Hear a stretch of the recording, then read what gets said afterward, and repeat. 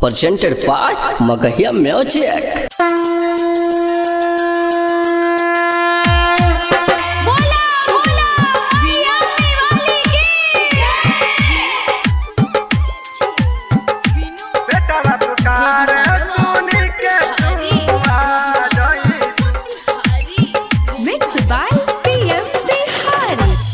माई माई कहे बेटा बाप पुकार सुन के माई आ जाई तू।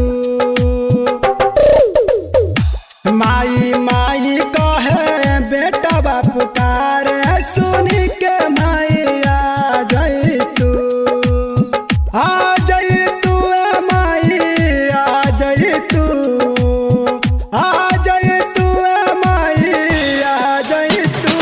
अपना बेटावा के लाला साय माई कब तू पूरा जाई तू।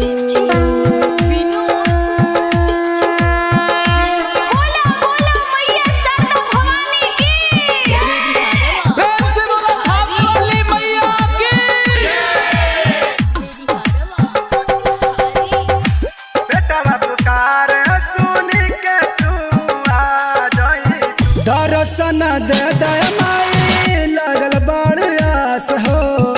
अपन सेवा कवा के करन निराश हो। अपन सेवा कवा के करन निराश हो। दर्शन दे दे माई लगल बड़ आस हो। अपन सेवा कवा के करन निराश हो। निराश हो आना पानी माई कुछ न सोहाई माई तू आ जाए तू। आ जाए तू माई आ जाए तू। आ जाए तू माई आ जाए तू। माई माई कहे बेटा बाप पुकार सुन के माई आ जाए तू। माई माई कहे बेटा बाप पुकार सुन के तू आ जाई तू।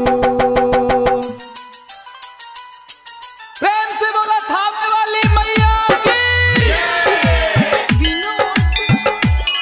बोला बोला थामे वाली महारानी की। बेटा बाप पुकार सुन के तू आ जाई। चंदा के चकोर माई लगे तोरा बिंदिया। दर्शन पावे खातिर आवे नहीं निंदिया। दर्शन पावे खातिर आवे नहीं निंदिया। चंदा के चकोर माई हवे तोर बिंदिया। दर्शन पावे खातिर आवे नहीं निंदिया। लाल देव लिखे गीतिया गावे दीवाना भाई माई तू आ जाई तू। आ जाई तू माई आ जाई तू। आ जाई तू माई आ जाई तू।